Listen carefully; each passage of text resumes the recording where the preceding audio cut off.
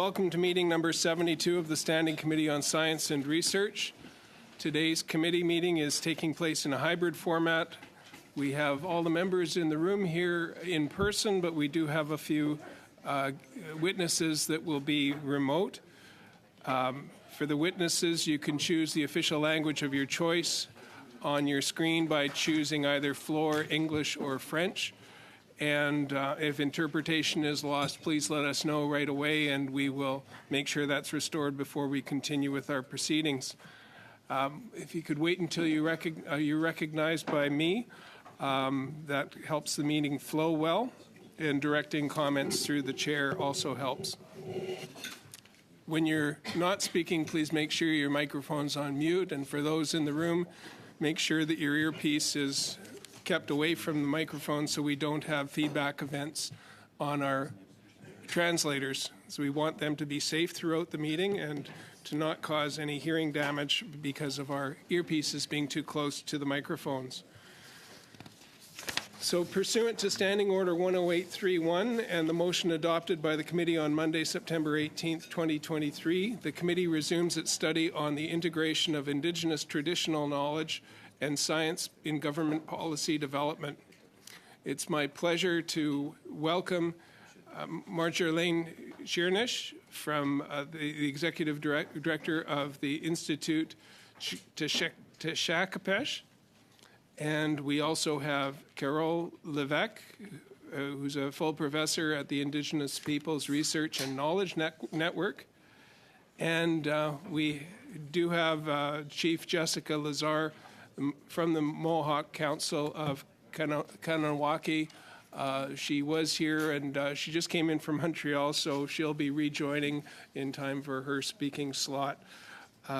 So with that, I think we'll start with our presentations, 5 minutes each, and we'll start with Carole Levesque from the Indigenous Peoples Research and Knowledge Network. Thank you for joining us, and we look forward to your testimony.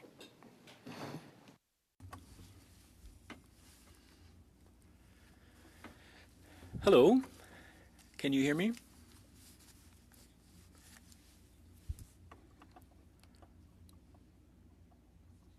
Thank you. So I'm very happy to be here today. My name is Carole Levesque. I'm an anthropologist, and I've been working with Indigenous communities and bodies for over 50 years in Quebec, mostly. Over the course of my long career, I've had the privilege of working with Indigenous leaders and knowledge holders on a wide range of societal issues, including health, education, the status of women, the environment, the urban Indigenous experience, and Indigenous public policy. Now, regardless of the themes, however, a common denominator runs through all the questions we have formulated together, then and now. It's about the place and recognition of Indigenous knowledge systems within society, whether we're talking about universities, governments, or Indigenous communities. So nearly 25 years ago, a number of our colleagues, both Indigenous and non-Indigenous, set up the Indigenous Knowledge and Research Network, commonly known as the Dialogue Network. It is within this framework that we're working to build a new relationship between the academic world and the Indigenous world, giving priority to the co-construction of knowledge and the inclusion of Indigenous perspectives, aspirations, practices, and skills in research and the advancement of knowledge. We firmly believe that reconciliation with Indigenous peoples lies in the creation of ethical and shared spaces of engagement, such as the Dialogue Network. On the strength of our joint contributions, we can now identify 3 challenges for the work undertaken by your committee. The first challenge is the status of Indigenous knowledge. To speak of integrating Indigenous knowledge, as proposed here, considerably reduces its scope, scientific or otherwise. Like science, Indigenous knowledge must be understood as a constituent part of systems. So, in other words, organized, dynamic, organic, and autonomous sets of information. These systems are, of course, made up of data, but also practices, devices, skills, intellectual activities, and actions of a collective nature. And in that respect, the objective of making a place for knowledge in the development of public policy can't be summed up by the integration of a range of information, however relevant that information may be, into scientific bodies of knowledge. Instead, we need to build bridges of understanding between the sciences, which also act as systems on the one hand, and Indigenous knowledge systems on the other. It's important to recognize that science is far from unambiguous. So, for example, the methods of knowledge building used in the natural sciences and those that come from social sciences and humanities are quite distinct. The second challenge is that of public policies themselves. Are we talking exclusively about environmental policies, or are we also talking about social policies? This question needs to be asked, because the discourses emanating from the environmental sciences dominate in questions relating to Indigenous knowledge. And it's not by chance that we speak so readily of econology knowledge.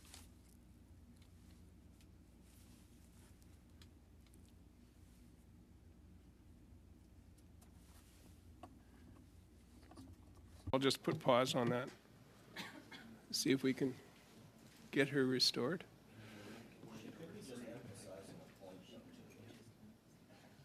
That's right, letting us think about it. Maybe Mr. Longfield, while we wait, we can ask Marjolaine Chernish to turn her mic on.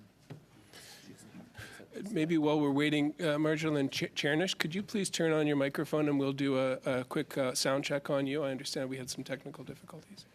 We do need to go to the bottom left of your screen and Wait. click the small arrow next to the microphone and select the headset. Is that enough? Ah, vous ne m'entendez pas? Are you able to hear me? Oh, We paused you, but now we're back, Carol. So I'll start the Parfait, time. merci. Okay.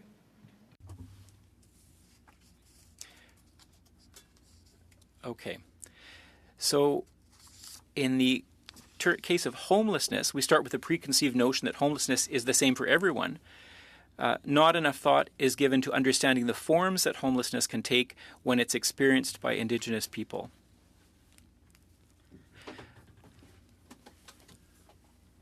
A closer look reveals that the trajectories of Indigenous people experiencing homelessness are sufficiently exclusive to require specific solutions that reflect the practices and modes of socialization prevalent within the Indigenous world.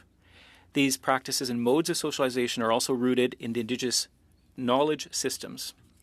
In many ways, knowledge systems shed light on the gray areas that exist in science. By taking them into account, we can modify, sometimes quite favorably, the hierarchical and linear patterns that color both the social and natural sciences. And the third and last challenge that I would like to talk about is that of opening up and cross-fertilizing the sciences. The questions we face today are not new. Already 30 years ago, the federal government, in the wake of the 1992 Convention on Biological Diversity, brought forward a large number of initiatives aimed at documenting and characterizing Indigenous ecological knowledge in many areas of the environment. In addition to abundant scientific literature that resulted, which is in the vast majority of causes has remained confined to the scientific community, it has to be said that very little has been learned from these projects. Too little information has been circulated within Indigenous authorities and communities. Too many studies have ignored the social and cultural aspects of Indigenous knowledge, practices, and lifestyles, and even fewer made room for the knowledge of Indigenous women. A little bit over, but maybe we could get that. We've got part of your conclusion. We can get the rest during comments and questions. But now we'll turn over to, and thank you for your testimony, to Chief Jessica Lazar from the Mohawk Council of the Kahnawake. It's great to have you here. Okay, can you hear me or do I have to go closer? It's good? Okay, so Sego Seo Guego, de Justaguete Yajets. I am Chief Jessica Lazar from the Mohawk Council of Kahnawake. I would like to thank the committee for the opportunity to participate on such an important and interesting study. I am not someone who studies or has studied science. However, today I will be speaking from my lived experiences and the teachings that have been passed on to me from elders, colleagues, and knowledge keepers. The key messages that I would like to pass on to you today are rooted in these teachings. I presume that the work you are doing in this study is to take a deeper look at two very different worldviews in an attempt to resolve conflicts between these two knowledge systems. Often, confliction can arise when focus is on the differences. It is important to also see the similarities to realize that there are different perspectives and approaches to reach common goals. That these two knowledge systems can complement one another, can aid each other in the full understanding of sciences. Our knowledge system, the Kanien'kehá:ka knowledge system, stems from our language. The language is intrinsic to our worldview. It is based in verbs, it is based in actions, and what we see, what we hear, what we observe. It holds teachings about science and demonstrates that my people have understood the science of the natural world, the relationships therein, and the necessity of the balance with all living beings. To be honest, it will be very difficult to explain this in ways for you to fully appreciate this within 5 minutes and without the people who hold a very high proficiency of the Kanien'kehá:ka Mohawk language. Land is also an important factor when studying Indigenous knowledge systems. When you are Indigenous to the land, you possess an understanding of the natural system that is taught through generations of coexisting with the land. It is taught through a language that is older than your family generations that have been settled here. When settlers initially arrived here, the environment was not kind. The types of sustenance available here were not kind. This land and its elements were completely too foreign for the European biology. However, First Nations had taught settlers how to coexist with the land, had taught them the medicines that helped them survive the ailments that were foreign to these newcomers. There is also a need for discussions on how Western academic education systems have sought to discredit Indigenous knowledge systems simply because it was different. It is evident in the history of residential schools. This can be examined as an example of the systemic barriers that First Nations have faced. So moving forward, policy must acknowledge Indigenous knowledge as equal to Western knowledge. We can collaborate to better understand the ever-changing world around us, use our respective knowledge systems to achieve common goals.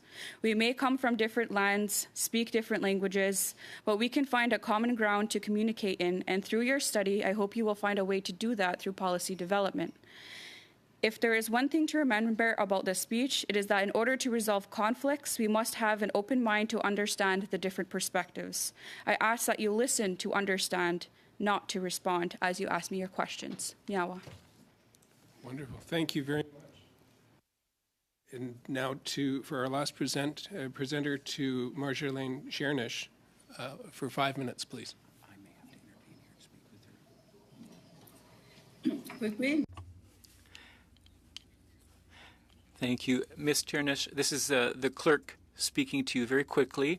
I just want to see, we hear you, but I don't think your sound is coming from your headset. So at the bottom of your screen, you'll see the microphone icon.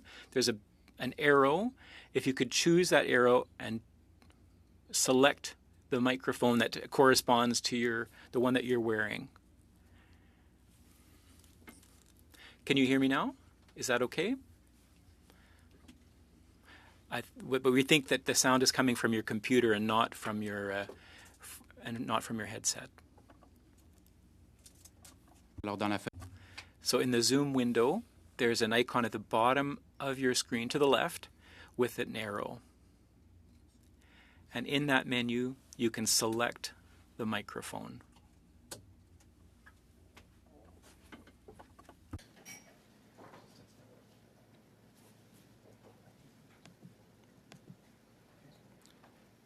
Est-ce que vous le voyez? Can you see it?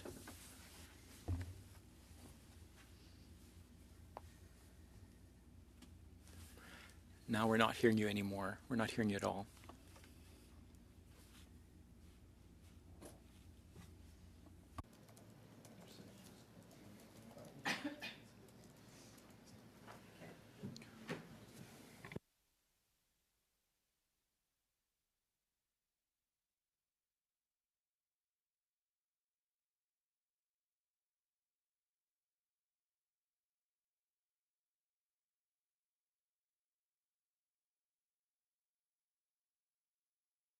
I think what we'll have to do is have technical support reach out to you and try and solve the technical issues so that we can continue with our meeting. So if you could just be on the line with technical support, we'll go for our first round of questions with 6 minutes each. And then once we have the technical issue resolved, maybe we can get your 5-minute presentation and work you into future questions. But for now, let's start with Gerald Soroka for 6 minutes, please. Thank you, Mr. Chair, and thank you to all the witnesses today, and especially to Chief Lazaire for coming today. I'll start off with Chief Lazaire. I've heard from many Indigenous members about the lack of consultation from the Liberal government on their firearms legislation and its impact on Indigenous communities. Do you believe your voices are being heard now when it comes to Indigenous traditional knowledge and priorities within federal policy-making process? I do believe that there are efforts to be made still for adequate consultation. This is not just, I guess, an issue for the Liberal government, for all governments throughout decades and decades of, I guess, colonization and the Canadian government trying to suppress Indigenous peoples, Indigenous knowledges, Indigenous systems, because it is a lot different than what the settlers have come here with. So this isn't unique just to one government or another. It's something that is consistently a challenge for First Nations and Indigenous peoples in Canada. So how can a government then improve its consultation process to ensure Indigenous perspectives are adequately represented in policy decisions, particularly in areas that are affecting traditional practices and rights? You have a whole day to listen. Honestly, to be short and sweet is just provide those spaces, provide the opportunity for Indigenous peoples to actually provide their voice, provide their opinions, to be able to speak on their knowledge. So we have a vast majority of talent, we have a vast majority of knowledge systems, and not knowledge systems, knowledge keepers in our communities that hold different levels and different proficiencies of knowledge that they can contribute to policies, they can contribute to lawmaking to ensure that Canada is not overstepping on our rights, on our interests.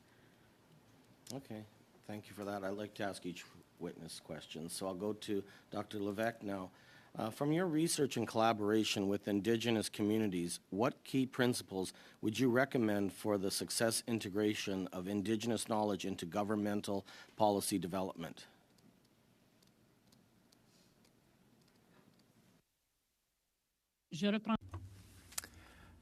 I think I would echo the colleague who's just spoken. You know, as long as we're not stuck, or as long as we don't talk about, instead of talking about integration, we should focus more on recognition of knowledge systems and the modes of learning.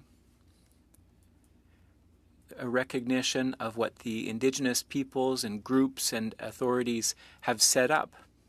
We could create spaces of connectedness between Canadian society and Indigenous societies. So we shouldn't focus so much on integration, but rather more on recognition of different knowledge systems and different ways of knowing.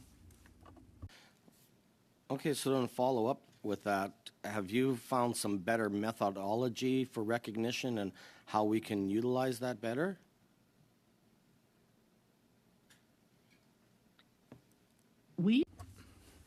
Yes. We've had a few experiences, projects that we've developed with certain communities, Anishinaabe communities, Innu communities in Quebec. And these projects dealt with education, for example, with curriculum, elementary and high school, projects involving the transmission of knowledge to younger generations, projects, and as I was speaking, as I alluded to, that broach the issues of homelessness.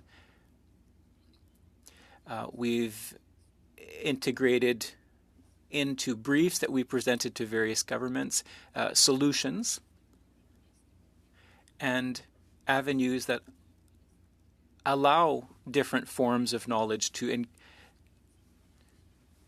so that we can develop policies that recognize the knowledge, the existence of other ways of knowing, but also that so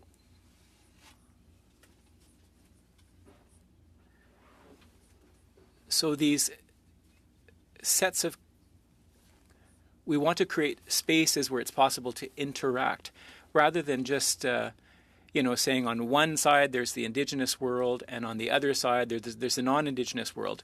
We have to create spaces where people can meet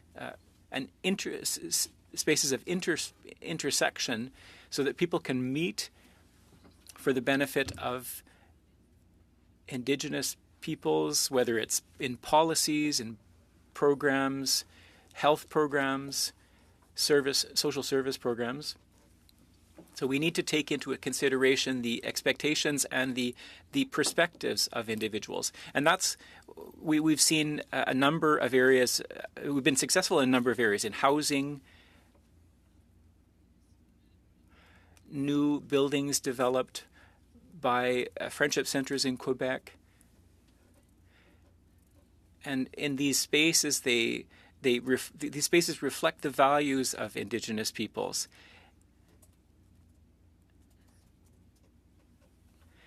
And we also, these buildings are also geared to Indigenous students who can come to live there with their families. So these things have been developed in Quebec, and they are the fruits of efforts that we've conducted. Thank you for the Merci, c'est très bien. Merci pour cette réponse complète et M. Soroka pour la question. 6 minutes, ça passe vite. Maintenant à Mme Bradford pour 6 minutes. Merci, Monsieur le Président, et merci beaucoup à nos témoins qui sont ici aujourd'hui en personne et en ligne. J'espère sincèrement qu'on pourra écouter Mme Schwentz. Alors, tout d'abord, je voudrais commencer par Dr. Levesque. Translation is reversed. translation, the English into the French channel. Maybe we can flip around. If you could, I've paused your time, but if you could ask something else, and we'll make sure we're on the right translation. Is that better? We're good now. We're good. Okay, that's good. Sorry, continue on. Thank you, Mr. Cannings. Okay, so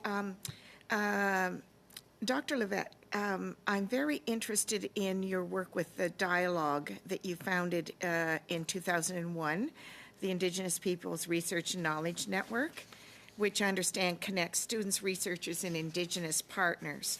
So I was just wondering if you could share with us, I mean, since 2001, that's quite a long history, what lessons can be drawn from the exchanges the Dialogue Network has facilitated over more than 2 decades?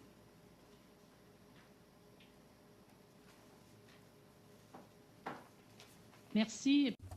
Thank you for your question.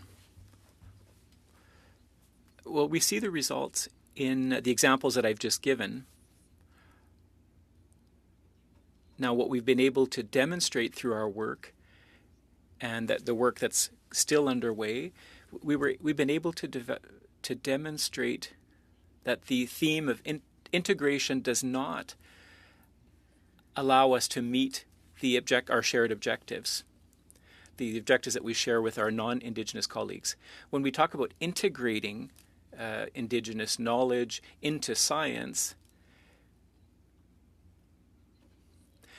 we're reducing the value of it and the consistence of those knowledge systems. So we have to move towards something that allows for more interaction and connection.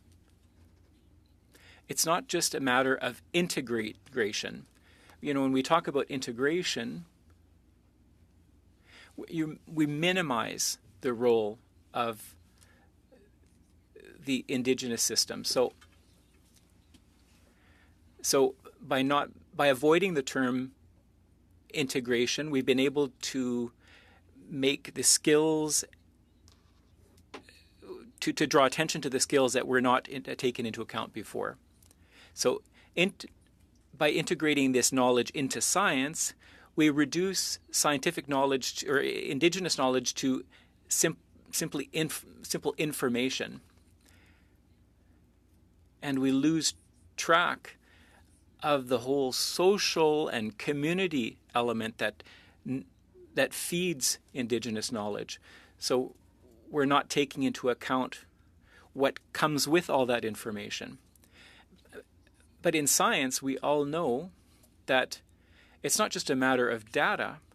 You know, there are protocols, there are methodologies, it's inquiries, and there are skills that that researchers have to acquire. But so in an indigenous context, if we stick with just integrating information into science, we lose sight of the methods of transmission and the method of learning and the intergenerational significance of that information. So that's where we've made progress. And that progress has had an impact in a number of projects in a number of fields. Thank you. I think you've just articulated kind of the challenges of bringing two solitudes together. The scientific method that is all based on quantifiable data and indigenous knowledge that is based on lived experience over generations and literally in the field observation and things like that. And so I can understand that there probably were challenges and misunderstandings that have arisen over the 20 years that Dialogue's been in operation. Also, can you elaborate a little bit more on how you overcome this and make sure that the indigenous knowledge is treated equally and not overwhelmed by the scientific approach? Merci. Thank you. Well, I would also say that indigenous knowledge is not confined to the qualitative data. There is indigenous knowledge that's very normative and that is quantitative in nature. So that's a preconception. It's a preconception to think that indigenous knowledge is simply qualitative. You know, there are standards, there are ways of doing things.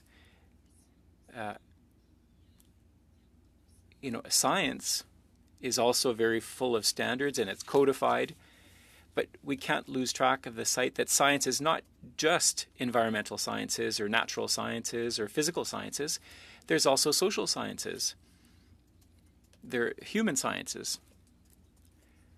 So, when we're talking about indigenous knowledge, we have to go beyond the limits that we've imposed ourselves. So people in the social sciences often don't work with people from the natural sciences. And so that's what we did in the Dialogue Network. We worked with multiple disciplines to try to understand the correspondences between the disciplines. To understand indigenous knowledge, you can't just talk about it's not just a disciplinary knowledge. It's a knowledge of the world. So by working as an interdisciplinary or an even transdisciplinary way, we are able to develop the listening that's necessary to better understand the indigenous knowledge systems. I just wanted to clarify that I do appreciate that the indigenous also have been very helpful to governments over the years in quantifying endangered species. Thank you to Monsieur Blanchet-Chocat for 6 minutes. Merci, Monsieur le Président. Thank you, Chair. I would like to say, to greet the witnesses that have joined us today. I would start with Professor Lévesque. I enjoyed your introductory remarks. I want to benefit from your experience as an anthropologist to demystify things. We don't all agree on the same things. I want to understand, is there a clear definition of what Western science is and at what point did we start attributing an ethnic descriptor to the sciences? Well, I can try to answer that question. That's a very complex issue that you're broaching, and I don't know if I can answer it in a fulsome way. But I would say that science has developed over hundreds and thousands of years. Even there are parts the parts that have kind of contributed to modern science, and even in indigenous science. And there's not just one single science. There's a number of them. Science allows us to understand realities and phenomena, whether they be social, environmental, in a number of areas. They allow us to create shared knowledge. Science has a collective role. Earlier, we used to see it in a very individualistic way, but in the indigenous setting, it's the same thing. The knowledges are kept in a collective way. So when we go to get some information from a single individual, we just have one little point of knowledge from the entire system. So what are the characteristics of science in general? I can just speak from my own experience as an anthropologist. But what I can tell you is that there are different practices, different sciences, but the goal is always to create science that is validated by peers and that are put in the collective perspective. Compared to opinions, for example. Opinions are not knowledge. Opinions are individual points of view. But knowledge is information that has been validated, that has been contextualized and studied and explicitated. And it's fed into a shared body of knowledge, and that's usually where the problem. That's often where the problem is. When we try to continue or communicate with individuals, you have to understand the system as well to really truly understand science. The systems of knowledge that have been developed in medicine, in health, in education, at the societal level. You have to see that as a whole. It's not science is with one person only. All right. Well, I will. So is there a universal definition of science or indigenous knowledge? Is there a definition of it? No more than there's a single definition of scientific knowledge that would be exclusively universal. So with social sciences, with human sciences, there is meaning making. The physical sciences, natural sciences, technological science come from collective knowledge. And so in that sense, science is universal, but indigenous knowledge is explanatory. It's based on a comprehension of society and its manifestation. And indigenous science is universal in the sense that it's everywhere, but social sciences are practiced differently around the world. There are specific social aspects, but it's the same thing for indigenous knowledge. We aspire for this knowledge to be universal, but to what extent it's universal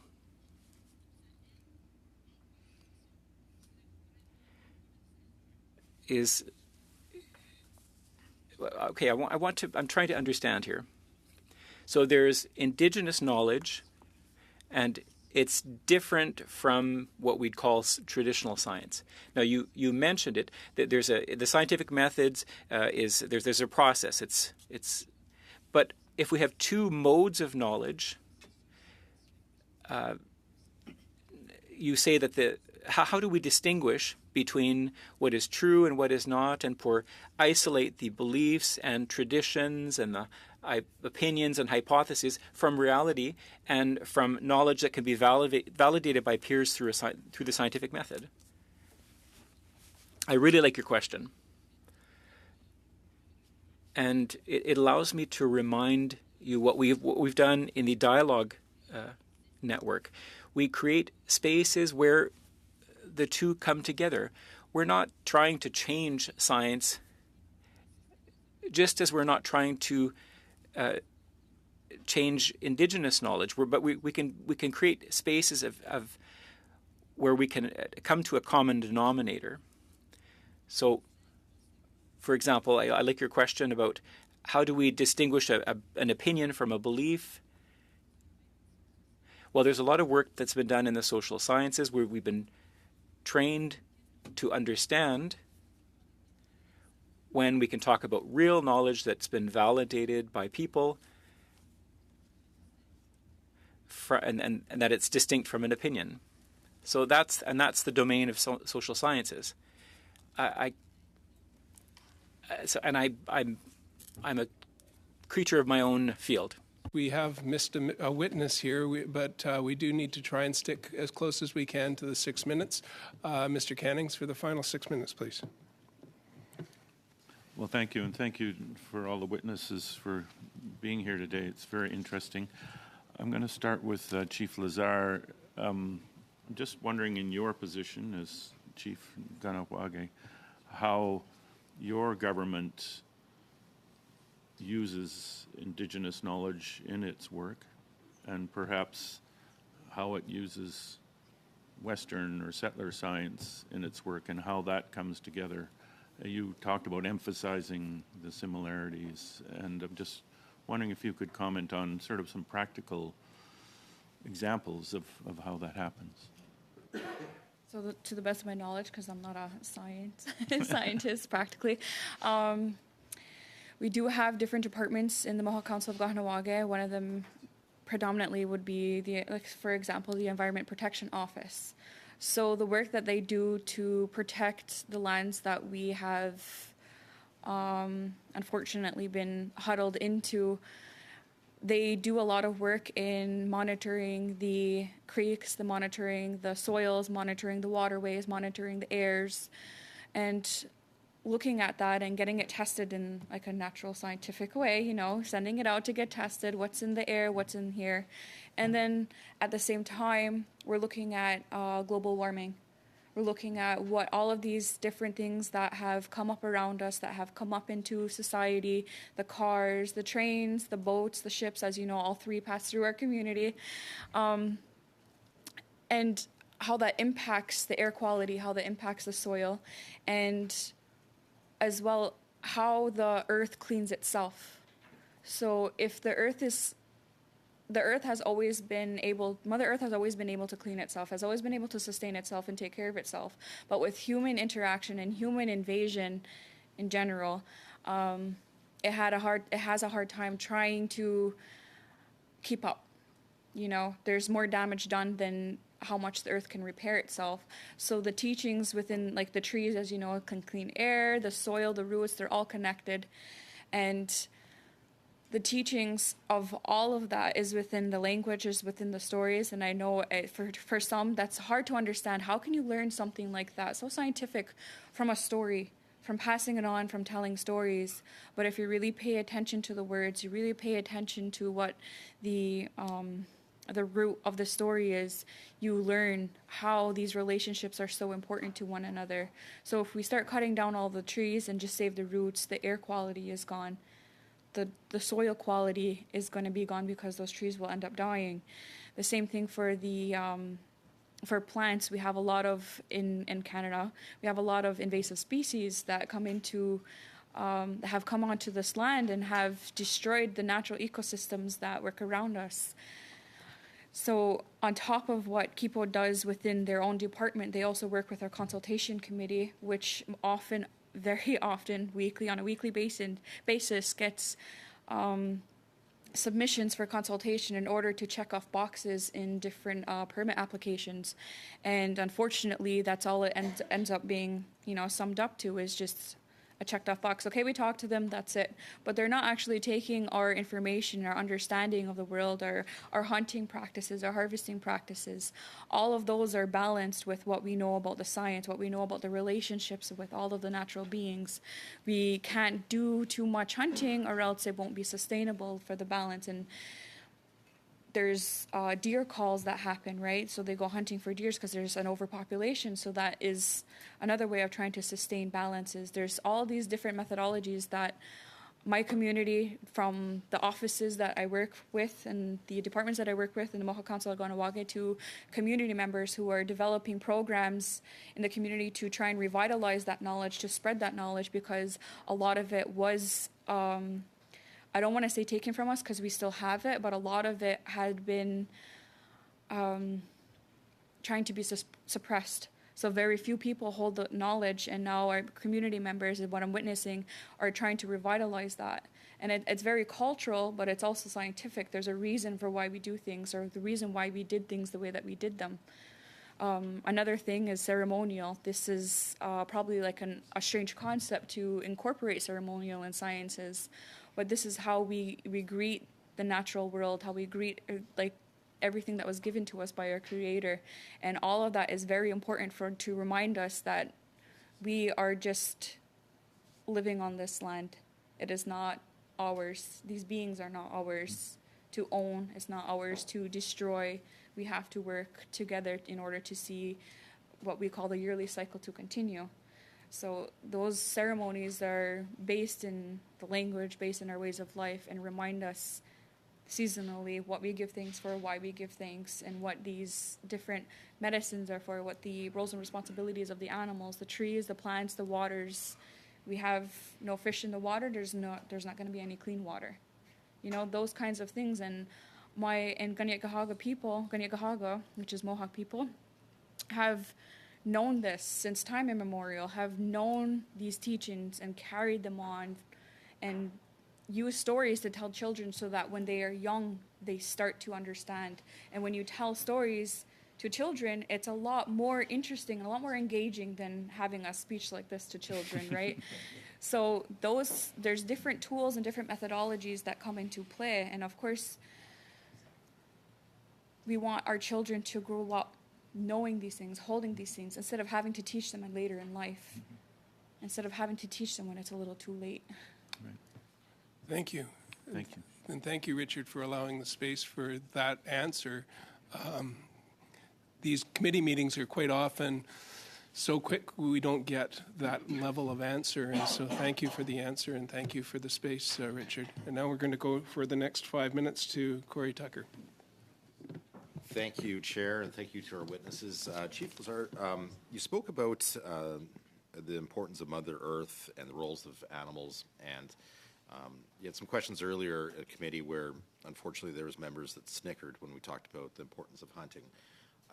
Could you highlight some of the hunting stories that elders would share with the next generation to understand the importance of hunting, and within the context of the knowledge of how we interact with Mother Earth and the animals? Before share more on that Yes, topic? please. Okay. So in Kanien'kehá:ka culture, we have Ohondagari Wadekwa, and that's the words before all else. I'm sure you've heard it in different forums. You've heard either chiefs or elders or even young people that are starting to be able to speak in these public forums to say and recite these words, the Ohondagari Wadekwa. And it translates to the words before all else, the matters before all else. So before we begin our days, before we begin meetings, we have to bring our minds as one. So, we all have to think together. I'm trying to translate it and it's very hard to translate. I have like 3 languages in my head. We first give thanks to Mother Earth. We give thanks for everything that she has given us, for giving the land that we walk on, for allowing the plants to grow from her, for having the waters. We give thanks for the waters, the fish in the waters. We give thanks for the trees, the animals, and all living beings. So it goes down to insects, it goes down to the roots, it goes up to the winds that, bring the seeds of change and whatnot. And all of this to say is that our roles and responsibilities as humans are to coexist with all of these living beings, that we are not superseding, we are not paramount, that we are equal to all of these different beings. We are equally as important. And in my teachings, when it comes to hunting and harvesting, the Creator had given those animals for us to be able to sustain ourselves. So when it comes to a hunter seeing a deer or medicines, or a harvester seeing medicines, the teachings is don't pick the first one for medicines, you know, because that might be the last one. You wait until you see a few more so that you know you're not picking the last one. So that's a sustainable practice, because we know if we pick the last one, it's gone. Same thing for hunting. We know it's very hard to hunt. Sometimes it takes hours, sometimes it takes days until that deer presents itself, the moose presents itself, and then you finally get to be able to harvest that animal for your family, to feed your family for sustenance. So, and you have to understand that there has been a lot of changes to the way that we conduct ourselves. Sometimes others are not hunters, families are not hunters, so there are hunters that go out to hunt for other families, and we share those kinds of sustenance, we share those protocols, we share those understandings. I hope I'm answering your answer, because I can go on forever about this. Well, just to narrow down, I know I got limited time. What would you say to people that snicker at the thought that hunting isn't important for Indigenous people in Canada, or that the practices that have been handed down for generations could stop under the current government? What would you say to the snickering, or the people that don't understand the importance of hunting to the community, and the importance of, and you touched on a little bit about sharing on the community with the harvest. Can you expand a little bit on that? I would say it's very sad to see that there is a lack of understanding, a lack of willingness to understand a different culture, a different practice, a different worldview.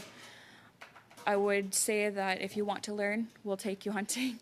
If you want to learn, come to our community and we'll show you what it means to be a community. We'll show you what it means to us to harvest, so that you can fully understand, and that snickering can be discontinued. It's frustrating as a parliamentarian, where as a fellow hunter, that our way of life is being challenged, and challenged in a way that, because we have hunting rifles, it somehow affects crime in downtown Toronto, and how ridiculous that seems to me. Are there people in your community that think that connection is false as well? Yes, for sure. Yeah, I do believe that a lot of the things that Indigenous peoples do, especially Kahnawake Hirono, the people of Kahnawake, do that seem ridiculous to the outside, that seem illegal to the outside. And that's another one of the challenges that I'm going to speak from Kahnawake, because I'm not from any other community, that we face, and we feel that it's unfair. Thank you so much. Thank you. Thank you. Thank you for the testimony and the questions. And now over to Mr. Turnbull for 5 minutes, please. Well, thank you to both the witnesses. I'm really, really appreciating the discussion and the space that you're helping us create here. Chief Lazar, maybe I'll start with you. You had mentioned right at the end of your opening remarks, you made a comment about listening and the importance of listening. And you made a distinction, which I'm actually very fond of, which is listening for the sake of listening rather than for responding, or I think you said to understand, yeah, which is very different. Do you want to unpack that for members? Because I think that's actually really important in terms of, and it may relate to some of your other testimony today, which is how important it is to bring an open mind and maybe the right sort of attitude. I mean, Western, my perspective is kind of an attitude that you bring to learning, but maybe you'd say it differently, I don't know. But could you unpack that a little bit more for us and how important that is? Yeah, for sure.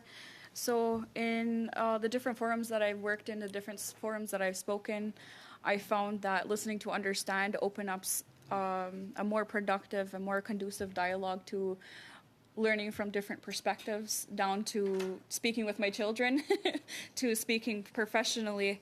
And when you just listen to respond, it demonstrates that you're listening in a defensive mode. and you're already blocked up and you're not opening yourself up to understanding. So having a discussion or having a forum to engage and to learn from, and you're only speaking to respond and have, I guess, critique on what you're saying instead of saying, okay, tell me more.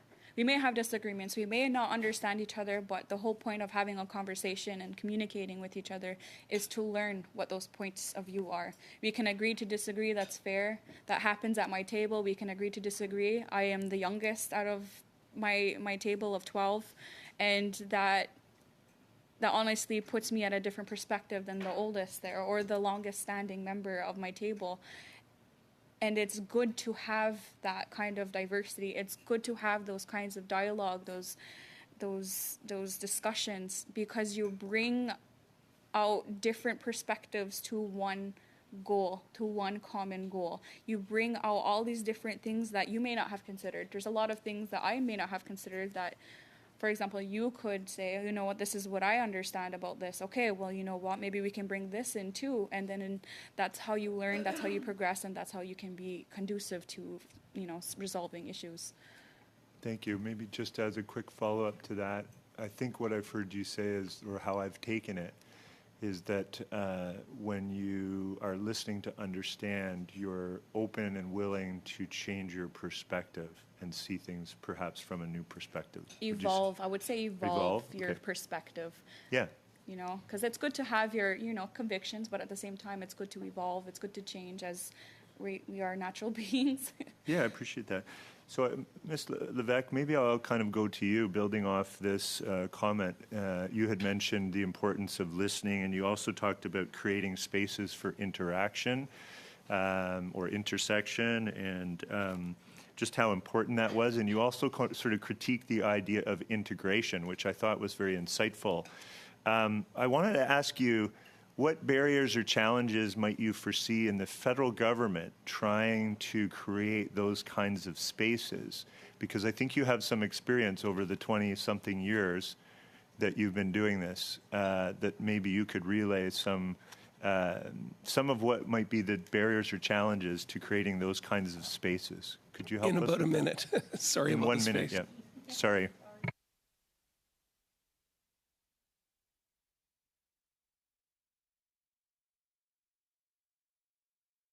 I didn't come through. I think she may be frozen. I think we've lost Ms. Levesque. Oh, that's too bad. I was really looking forward to her response. For these, we can maybe get the question in writing over to her to try and include it in the testimony today, but we have about 20 seconds if you've got another. Okay, maybe I'll go back to you, Chief Lazar. In terms of from your ways of knowing and traditional knowledge, what signs do you see of climate change that are deeply concerning to you within your perspective? Very briefly, if you don't mind, please. Maybe just list one or two, if possible. Well, there's a lot right now for what we're seeing. I can't speak specifically on the climate change things right now because I'm on the spot.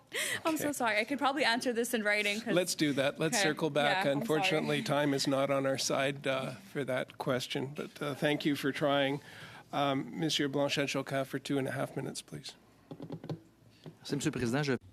Thank you. I would like to continue with Ms. Levesque. You talked earlier about bridges, the importance of having bridges of understanding.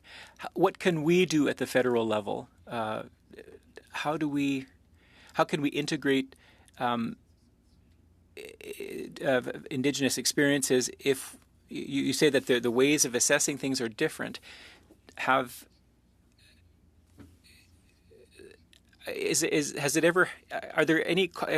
there been contradictions between Indigenous ways of knowing and scientific data? How do we know what's good and what's not as good? So the whole question is, how do we know that scientific methods do not apply to Indigenous knowledge, and how do we go about that? Well, I talked about this earlier. It's not a question of rejecting science or rejecting Indigenous knowledge. It's about finding through different means, co-construction, for example, meetings, work meetings, giving equal opportunity to each way of knowing. And it's about finding connections between science and Indigenous knowledge. Now, it can happen that things we don't arrive at the same conclusions, but if there's a team working that knows or that's convinced of the importance of working together, yeah, and sometimes there can be two solutions, one from science and the other from the Indigenous knowledge. Sometimes they can coexist. So it's not about opposing the systems. It's about finding mechanisms that allow that encounter to happen by putting scientists who are open, not all scientists are open to this, but putting scientists who are open to other ways of understanding with people who are holders of Indigenous knowledge, who are also open to meeting and to discussing with scientists. So it's not about isolating or polarizing two worlds. It's about finding spaces of where the both can meet and then working within that space. And not coming with predetermined answers already. It's about giving ourselves the means to go further within both knowledge systems. And Mr. Cannings, for the last 2.5 minutes, please. Thank you, and I'd like to continue with Dr. Levesque. You made a very forceful and I think proper distinction around the word integration. We don't want to talk of integrating Indigenous knowledge with science, but I think what this study is about is integrating Indigenous knowledge into our policy decisions, just as I would prefer as a scientist to see more science integrated into our policy making frameworks. I'm just wondering if you could comment on that and how we could use Indigenous knowledge more in our policy making and how that works alongside Western science or settler science in those means.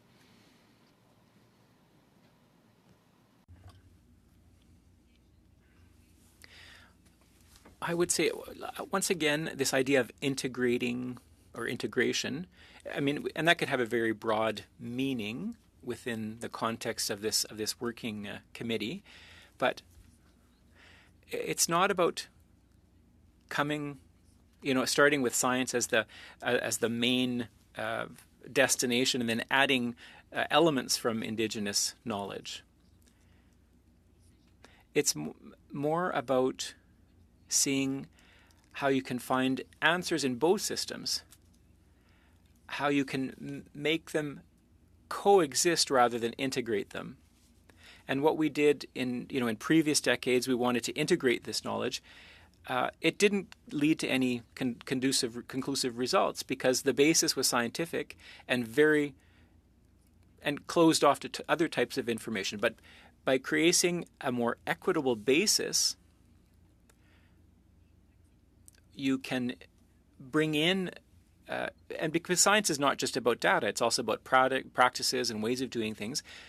But sometimes there's more connection than we think. But if you stick with this idea of integrating, you lose the essence of Indigenous knowledge. And Ms. Lazat clearly demonstrated this. But it can show us different ways of constructing knowledge, different ways of constructing experience. But if we're not open to this type of practice, we will lose sight of things that would allow us to develop environmental policies, health policies, educational policies that would be more effective. Always have more to say than we have time on the clock, but that's the nature of what we're doing here, unfortunately. But thank you for your contributions today, Dr. Levesque, as well as to Chief Lazar. Really good discussion, and I know our analysts will be putting some of this information forward to us.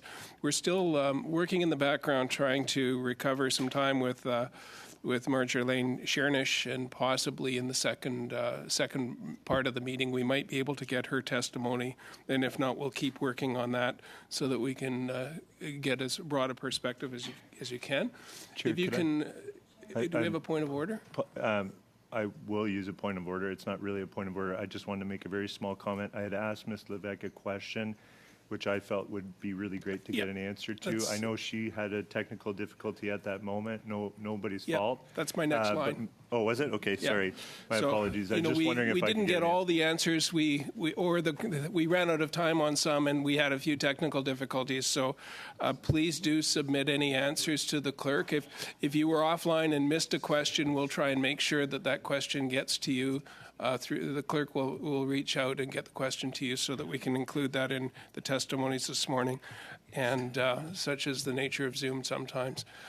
So thank you to all of our witnesses. We're going to suspend briefly and then continue with the second part of our meeting.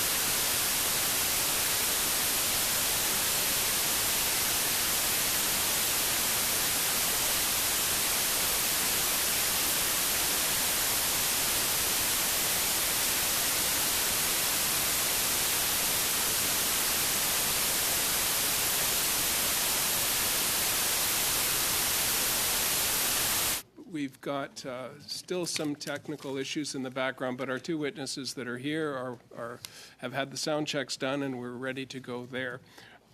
So pursuant to Standing Order 10831 and the motion adopted by the committee on Monday, September 18th, 2023, the committee resumes its study on the integration of Indigenous traditional knowledge and science in government policy development.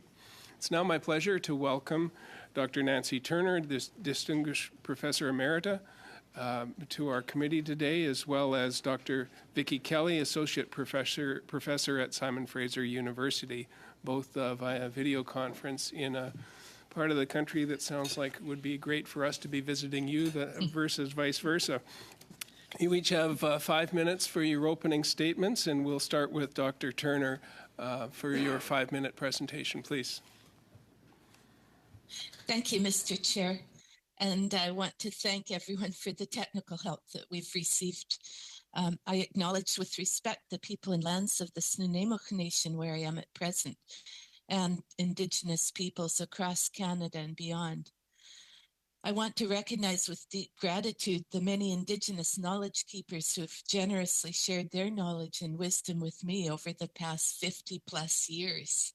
I'm an ethnobotanist and ethnoecologist trained in Western biological sciences, but also in anthropology and geography. I've worked in many Indigenous communities and have come to appreciate the importance of language in communicating knowledge. I have to suspend 2 seconds. We do not have interpretation services on, so I'm just looking if. Could you maybe repeat your last, or maybe start from the start and see whether we can pick up on the interpretation services? And I've paused time here. Okay. Yes, thank you, Mr. Chair. I acknowledge with respect the people and lands of the Snuneymuxw Nation where I am at present. I'm sorry, we don't have interpretation services, so I have to interrupt again. Monsieur le Président? Yes. Mr. Speaker, the interpreter is telling us that the sound quality is not sufficient to be able to provide the service.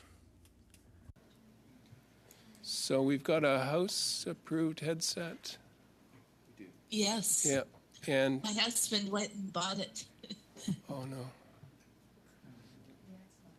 Okay.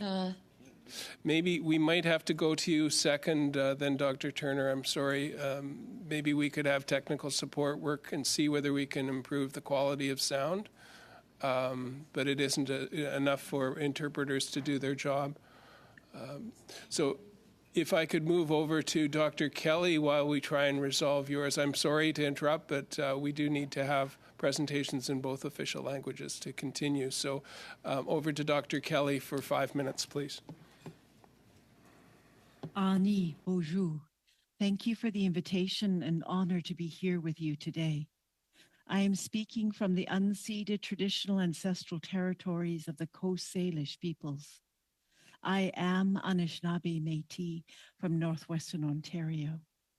As the director of the Indigenous Research Institute, I have been working with the SFU Research and Ethics offices to create a series of dialogues on Indigenous knowledges and ethics, to create a new ground for the work of the research services and the research community at SFU. As an Indigenous scholar, I work in the areas of Indigenous, ecological, health, and art education. First, I would like to acknowledge that this conversation is taking place within the circle of worldviews and is ultimately about creating the capacity to respectfully honor the tacit infrastructures of their profound diversity. We are endeavoring to collectively honor the diverse ways of coming to know the world around us.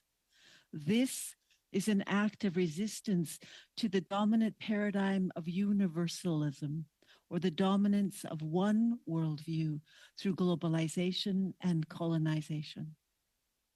It is the capacity of living well within the circle of knowledges, or two-eyed seeing as a pathway to many-eyed seeing, that we are longing to develop. Second, Science is the act of knowing or coming to know and the creation of a body of knowledge within a system or worldview. It is attending deeply to the world, such that we read the patterns and become wisely aware, enabling us to act ecologically respectful of all our relations. What kind of relative do we want to be? Third, a discipline is the object of knowledge or instruction and learning about a field of knowledge. I ask, what is the pedagogical pathway of wholeness that our ancestors are inviting us into? And what kind of ancestors do we want to be? Lastly, policy is a way of managing and the study of practice of government. It creates the structures of governance or protocols for the processes that guide or govern life in practice as it unfolds. What are our responsibilities to the next generations? My understanding is that this work is about trans-systemic understandings of science and an interdisciplinary or holistic engagement with coming to know about the world, ultimately honoring kinship and the governance of being a good relative to the human and more than human for life's sake. My vision involves 5 principles or protocols: reverence, to walk with humility and reverence for life; respect, to respect all ways of being and the right to be and become; responsibility, to walk in a good way, honoring our responsibility as a member within the family of creation; reciprocity, to take good care of and offer back in gratitude for what we have been given; relationality, to live relationally, ethically in relation to all our relations. Part of this vision is to invite us to sit as in a circle as a human family. And in the center of our care and concern is our relatives and Mother Earth. Our social and ecological crises are inviting us to turn into the circle and to focus on the right of being of our human and more than human relatives and Mother Earth. Most importantly, this is the third element or strand in the braid, and most important part of the act of braiding sweetgrass, our humble offering. Honoring the personhood of nature and the rights of nature by braiding indigenous and Western sciences with the being of nature, respectfully, responsibly, in reciprocity, with ethical relationality, gathering in circles of care around the third strand in the braid, the well-being of nature and Mother Earth. This should be the governing principle of policy moving forward. 4, what is Canada without the being of the land? Thank you. Chi-miigwech. Thank you for your testimony. And I'm going to say welcome back to Dr. Chernish. You've changed locations, and so maybe we could have your 5-minute testimony while we work on the other technical issues. If you could move your boom down to between your nose and your mouth.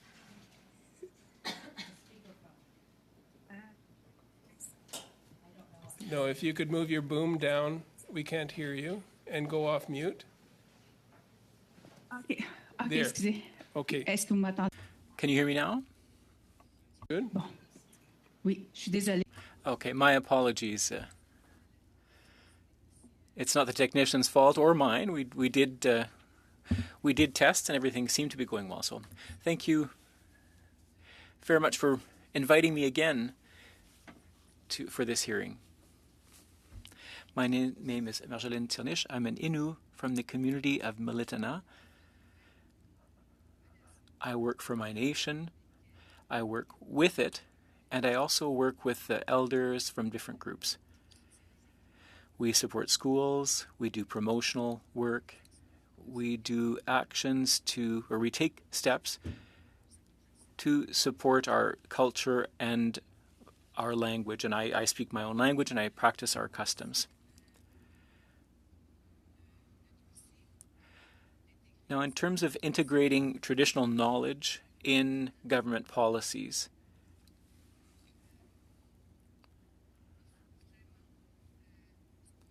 it's really important to ask the question and to understand the idea of integrating Indigenous knowledge into government policy. Now, why do I say that? As you know, there are a number of nations throughout Canada. There are 2 language families. We have diverse cultures. Our cultures are different. And our beliefs are different as well. Our ways of thinking are different.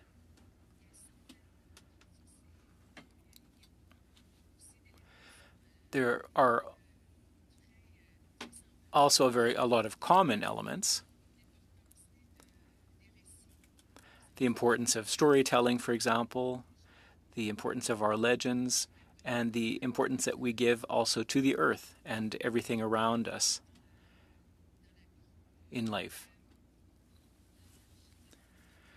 The hierarchy of our values as well, compared to the dominant society, we've got different hierarchies. Now, I work with the Innu, but I also work with other parties. And the journey and the ways of doing things are different. So there are really a lot of differences. For my generation,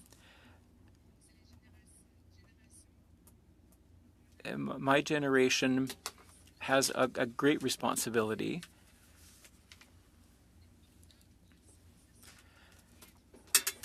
and we have the responsibility for passing on our language and our traditions, but we also are facing a lot of pressure to be educated and to get a diploma and to fit in with dominant society. So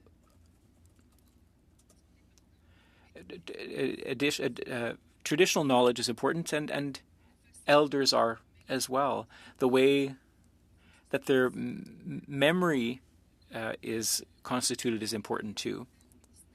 Now, I know that there are some departments where elders' knowledge is very advantageous to them, but in other departments, or for other departments rather, it's hard to integrate traditional knowledge into policy. So, for example, sacred practices. That's traditional knowledge. We have, we have a way of thinking about things that is very different. Our language, the Emun, our language, comes from our territory.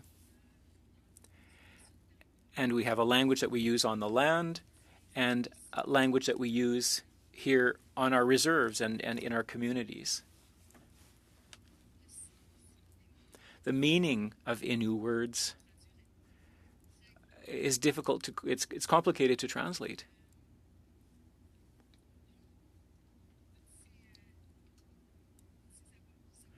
So all of those knowledges and all of those beliefs, often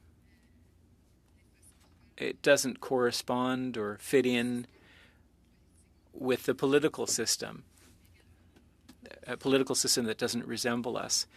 And this is a political system that was imposed on us.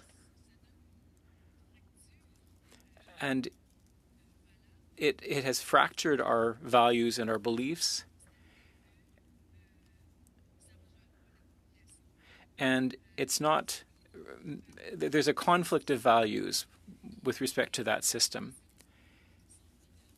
And our people seem lost. Sorry to have to cut you short, but we are over time.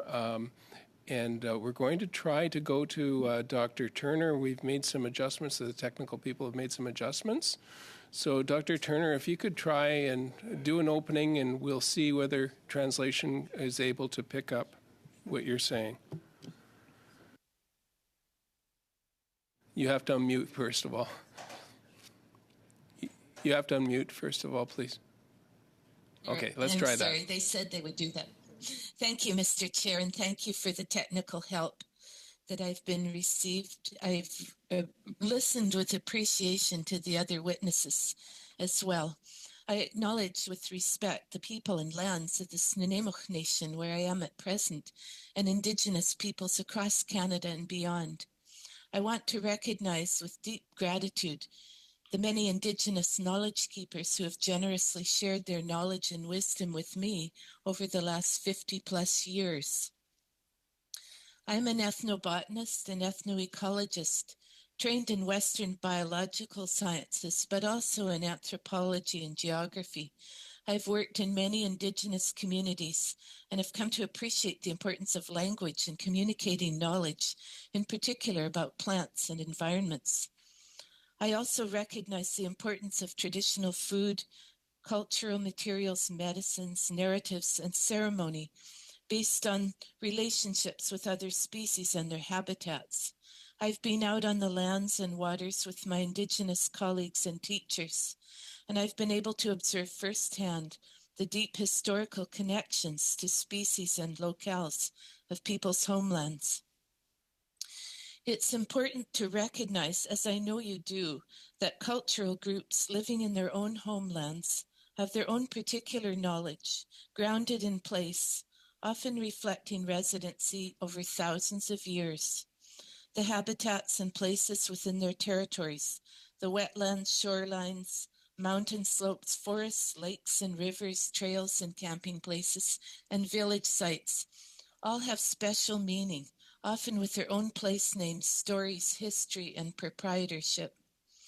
I've been learning for years and years about the importance of plants and other life for First Peoples, but it took a very long time before I began to realize just how deep the relationships have been between Indigenous peoples and other species, and how sophisticated and complex their knowledge and caretaking practices relating to other species and their habitats, excuse me, as well as how much communication and exchange and adaptation of knowledge has occurred across nations over time. For example, the Clam Gardens, now recognized ancient beach features up and down the northwest coast, were unrecognized as anthropogenic features by the scientists who first described them. And it was only after Quaxi-Salawatla, clan chief Adam Dick of the Tawadena Kwakwaka'wakw community, explained what they were and how they were created and maintained over generations that they came to be identified as such. Traditional ecological knowledge systems of Indigenous peoples are often compared with Western scientific knowledge, but in fact, they extend into many other realms, from language to education to governance, and they almost invariably embody a worldview of stewardship, respect, reciprocity, and relationality with other species and with the earth. They've supported the development of a range of traditional land and resource caretaking approaches that have included careful use of landscape burning, selective harvesting, replanting propagules, and many other techniques learned, shared, and adapted over time and space.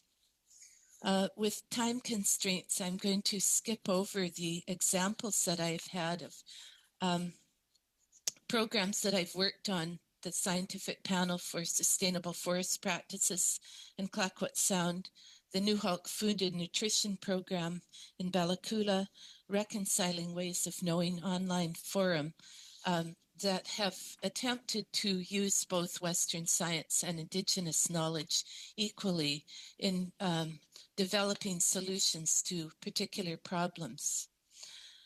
The commitments Canada has made in ratifying, adopting, and creating a draft action plan based on the UN Declaration on the Rights of Indigenous Peoples and the calls to action of the Truth and Reconciliation Commission provide an obvious and appropriate starting point in your work. with full participation and leadership from Indigenous knowledge keepers, educational programs and courses for all government members can be developed to inform them about Indigenous peoples' history and languages and about the underlying principles of Indigenous cultures and environmental knowledge systems and how these differ from and or connect with scientific beliefs or understandings.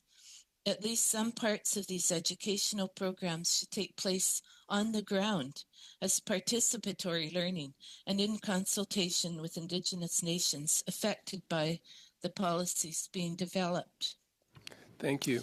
I'm going to have to call us there, but you can also give us testimony in writing or as part of the answers to questions, which we will go into right away. And thank you to the technical support people and to the translators for being able to get us your testimony today.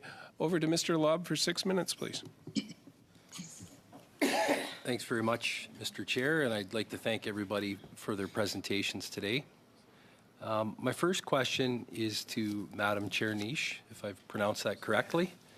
A lot of the discussions in the last number of meetings has been specifically on integrating into kind of the environment. And I think there's been a lot of discussions about that and the natural environment. I was wondering, though, are there other areas that government should look at integrating or weaving in different departments where there might be some benefit? Maybe in housing or in healthcare, or just looking around some of our main streets in downtown core, there are a lot of issues right now, and I'm wondering if maybe some of the solutions could be in some of the traditional knowledge. Do you have any thoughts on that?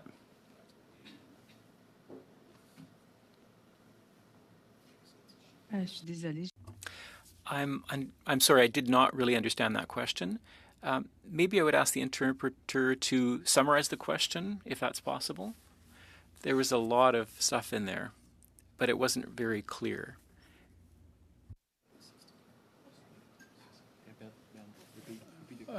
I've paused, but maybe we could ask again in a different way. Okay, sure. Yep. No, I can try that again.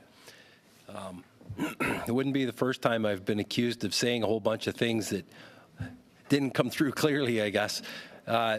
I guess what I would ask plainly, are there teachings that, other than in the environment, because the natural environment, there's been a lot of discussions about the natural environment, but are there other teachings and cultural practices that we should look at weaving into government policy, such as housing or the shortage of housing or some of the other societal ills that we could maybe learn from our First Peoples that would make a lot of sense into our government policies?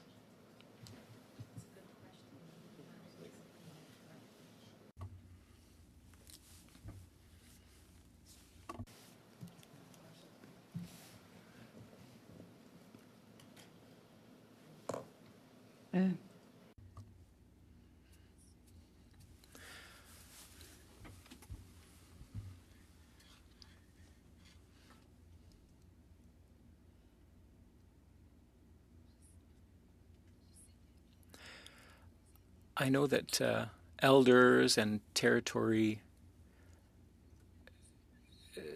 these and the territory holders are observing these changes. They're observing climate change, and they observe things when they're on the land. They have a lot of information to bring to the environmentalists or biologists. And there are also there are also seniors or elders that have been calling the alarm in this field. Now, in terms of policies, yes. In terms of the economy, for example, and trade, the importance of consuming in a responsible manner here, when we hunt caribou, we do that we just harvest enough to subsist. And caribou had a lot of uses in the past. It was a source of remedies, medicine for First Nations. We used parts of the animal to create instruments. Other parts were to feed us.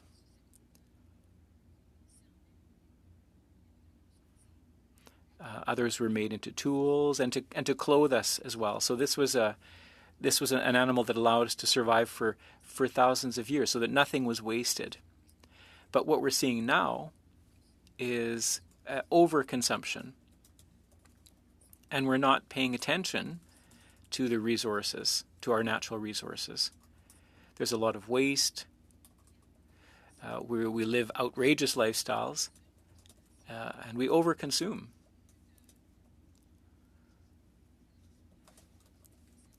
We're not living in symbiosis with the nature around us. We consider nature inferior to us, but the natural world is also made up of other living beings as well. So I think we need to pay a lot more attention to the land that feeds us, and it ensures our survival.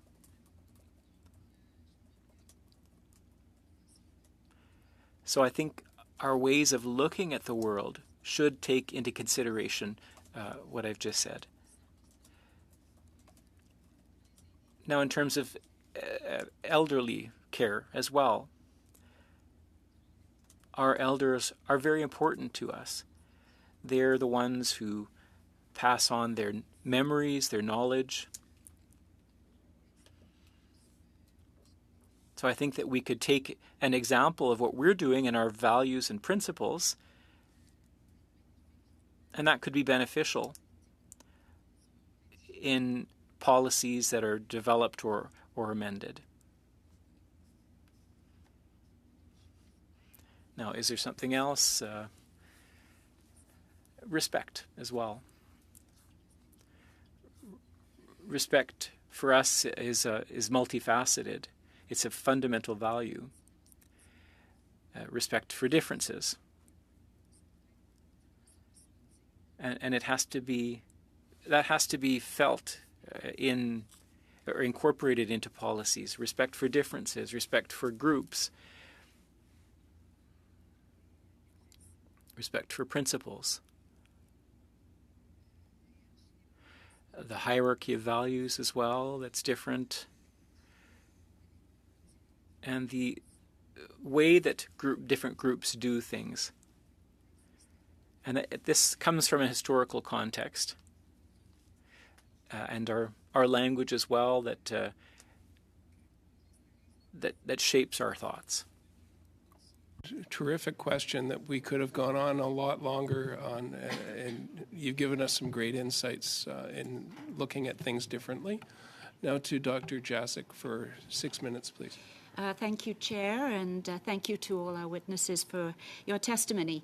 As you know, what we are trying to do on this committee is to study how best to integrate Indigenous traditional knowledge and science into government policy development. And I would really like to hear from you some practical suggestions as to how we might do this. Government policy can be initiated, as an example, through federal government agencies. So I'm thinking about research dollars, things like CIHR, NSERC, et cetera, could you, what would you say about some of those government agencies being required to look for Indigenous collaboration or consultation in some fashion in granting those research dollars? I'm just trying to, I just throw that one out, but do you have any suggestions? Perhaps, Dr. Turner, we could start with you. Thank you very much for that question, and I think it's a really important one.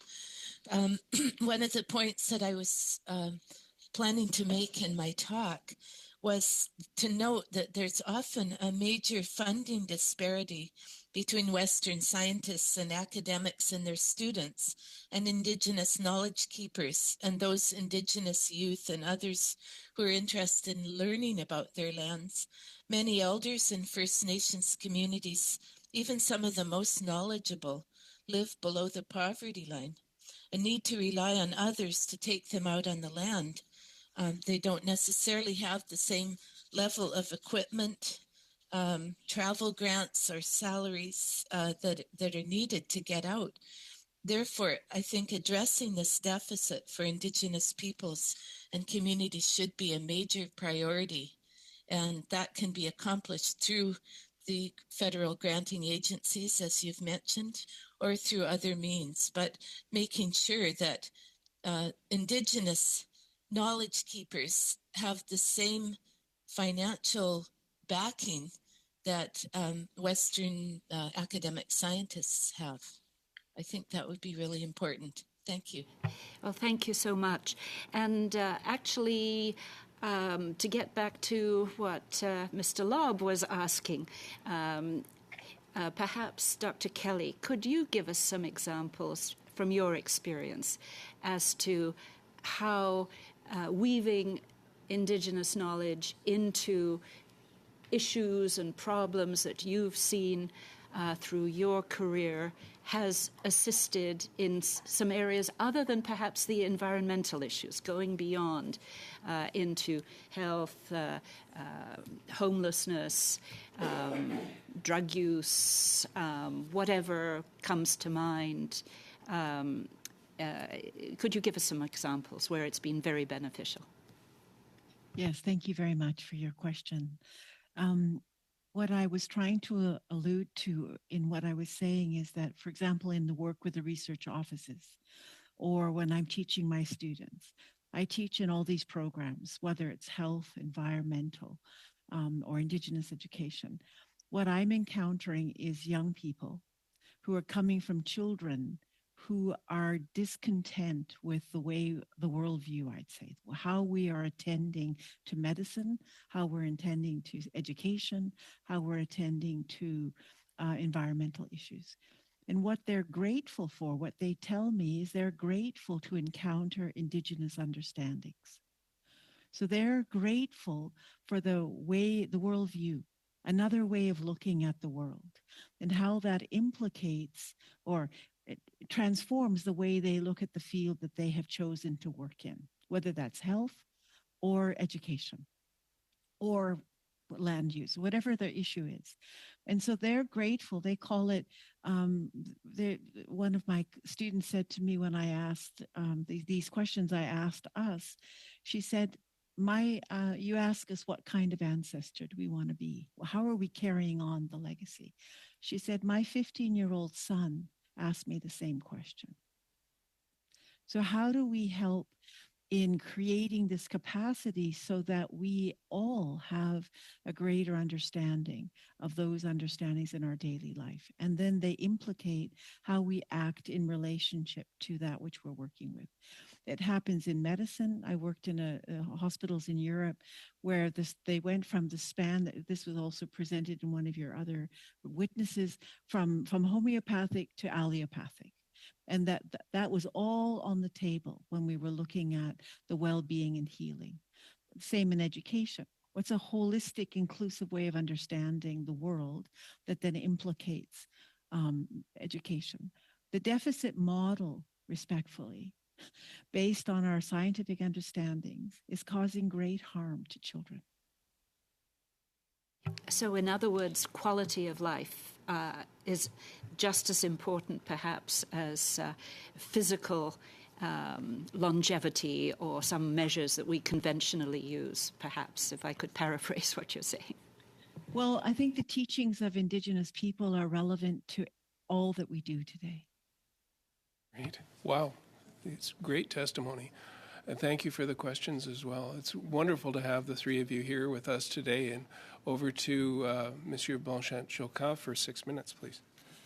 Merci, Monsieur le Président. Je salue les témoins. Thank you, Chair, and I thank you for the witnesses who are here with us. I would like to start with Ms. Chernish. Thank you for being there with us today. I would like to start by saying as well that I salute your commitment and what you do in promoting the Innu language. It's very important, and I think that you have the right to your own identity. Your culture is part of you and part of your community and your history. What I'm trying to understand today is this, and I'm asking you to help us unpack this. We're talking about integrating Indigenous studies. You spoke about the integration of beliefs and tradition, but in science we have the scientific method that dates back a number of years, and I understand that Indigenous communities have a different experience, and that can add to science. And so what I'd like you to explain to us is how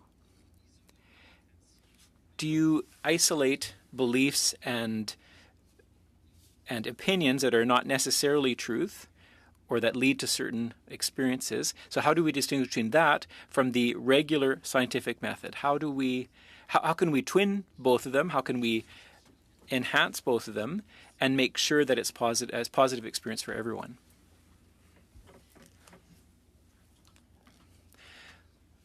Okay, well, I'm going to come back to the idea of our groups here and our way of working together. So we all start from point A and we all get to point B,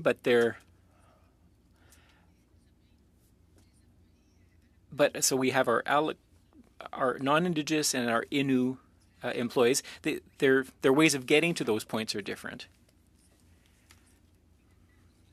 So the way that we pilot a project among non-Indigenous is very defined. There's very set steps to follow. And what we see in First Nations is that there's a different way of going about things. So, and there's a different order of steps. And sometimes the steps come back a few times, but so that's one observation that we made. So non-Indigenous, have realized that, well, this is a logical way of proceeding as well. Now, we didn't really develop that reflection further, why there was a different order of steps among the Innu, or that there were steps that were coming back twice.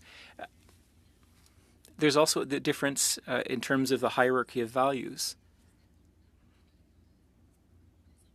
It's important for our employees here, or employers rather, here in the region. Some employers accept that there's a different hierarchy of values. So, for example, family is more important than work among First Nations. And here, there are some non-Indigenous employers that understand that the Indigenous values are different between the two communities.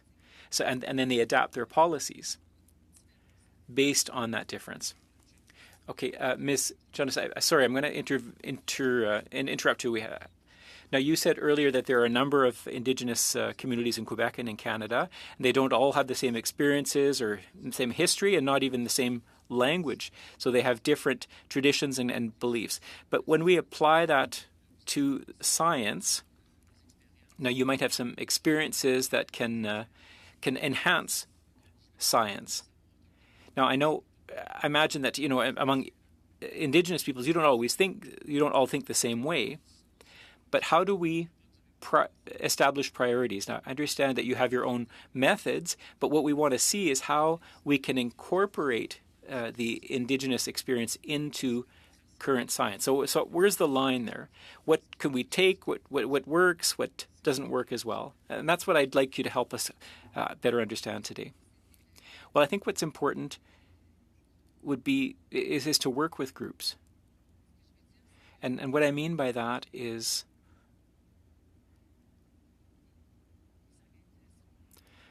work with First Nations organizations, including elders at the discussion stage.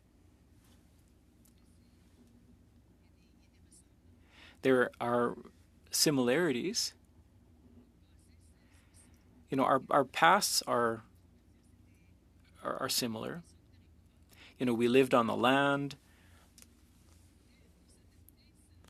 and we would adapt depending on the geographical area that we lived in.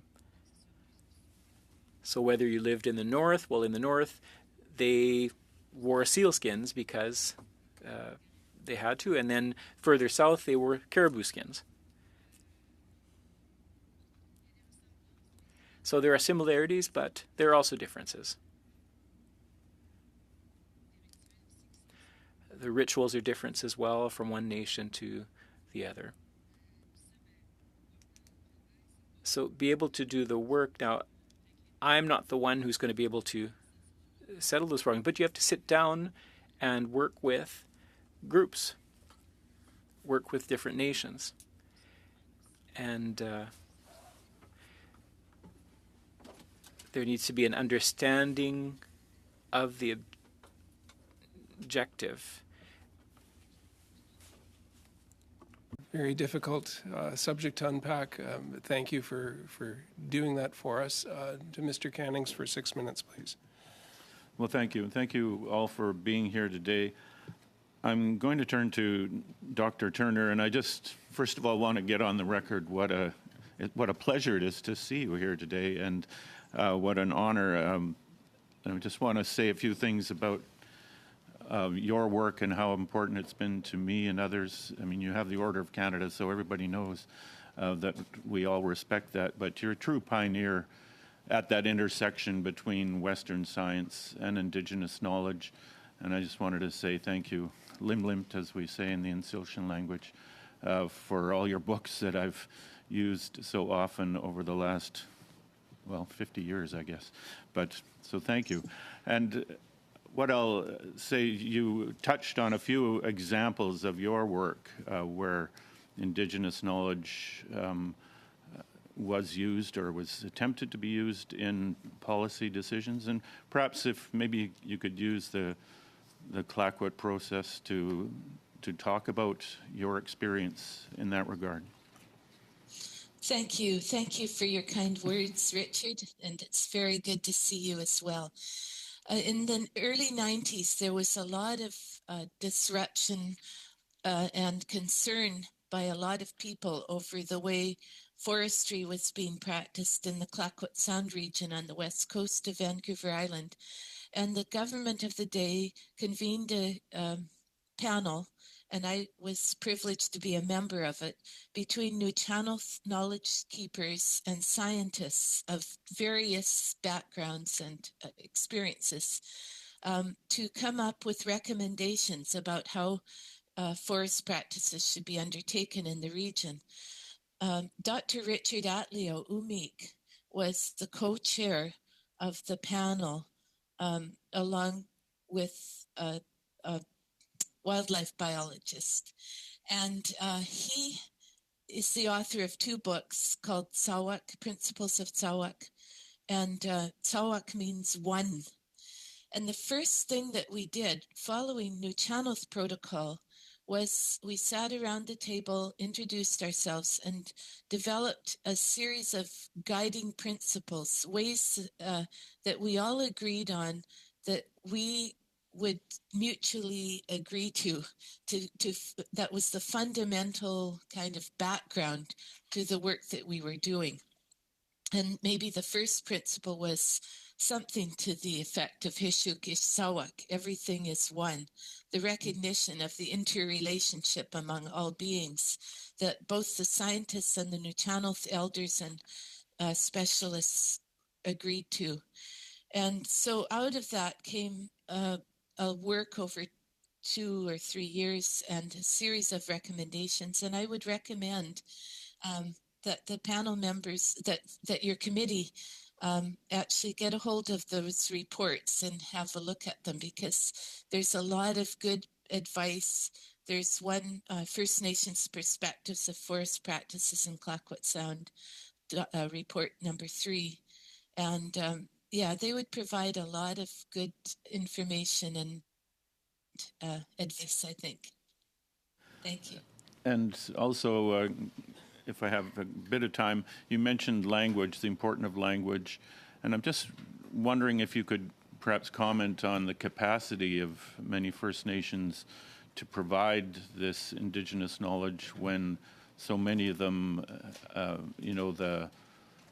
that knowledge is now contained in so few people in their nations. Certainly the case in the Okanagan Nation. Just wondering if you could comment on the importance of language. Yes, that is such a good point. And as all of you know, Indigenous languages were suppressed during the period of residential schools over 100 years or more, where students were actually beaten sometimes for uttering words in their own language. And I've talked to people who've had that happen to them. And so I know what happened to people's languages, but fortunately, there are individuals, and almost in most communities or in related communities, I call them cultural refugia, people who for one reason or another managed to retain their language and still today hold that language and are able to pass it along. And that is like the planting of the seed for language revitalization, which is occurring in many places. And Dr. Jeanette Armstrong, who I know served as a committee member for you, is one of those cultural refugia. I worked with her parents long ago, and I know many others who are now involved in restoring and revitalizing all those diverse languages. And I'm really encouraged by what's happening there. 30 seconds. Okay, I'll just say limit to that. And also, I think you mentioned another example, what you might want to quickly dive into, of a group where you were working on this exact problem of bringing Western science and Indigenous knowledge together. Yes, my friend, Dr. Harriet Kuhnlein, who is a nutritionist and founder of the Center for Indigenous Peoples Nutrition and Environment at McGill University, founded or started together with the Newhalk Nation leaders a program back in the 80s called the Newhalk Food and Nutrition Program, which looked at dietary change and the impacts of dietary change on health in the Newhalk community at Bella Coola. And I was a part of that project and was able to witness firsthand the respectful relationship between the academic scholars, including Dr. Kuhnlein and others, and the Indigenous knowledge keepers, and sharing that knowledge. And there's 3 books that are under the FAO website. Boy, I wish we had more time. And as you're speaking, I'm thinking of Sheila Watt-Cloutier and her work as well around traditional country food and the contamination of that food and the impact on Indigenous communities. The Right to Be Cold was a fantastic book on that. But thank you. Unfortunately, we're going to have to call time. We don't really have time to go around with quick questions. But because of some technical difficulties, we were as lenient as we could be on time, but also the quality of answers that we were getting were tremendous. So thank you all for being here, Dr. Nancy Turner, Dr. Vicki Kelly, and Marjolaine Chernish, and for the extra work of even changing locations to get technical support working with us. And thank you to our interpreters for allowing some leeway in terms of the quality of sound that we were working with today. We will be meeting again on Tuesday, February 13th to continue this study. And also at the end of the meeting on February 13th, so that we can get a full 2 hours in, I'd like to extend 15 to 30 minutes so we can look at the travel submission for the May break week that's being prepared by the clerk right now. And hopefully we can deal with that travel budget so we can get it in under the deadline for February 16th. And apart from that, I think we'd look for an adjournment, and to thank you again to the witnesses, and thank you to the members for tremendous depth in your questions today. So can we adjourn? Okay, nobody's fighting me on that one. Thank you very much. Thank you so much. Thank you. And thanks to the clerk.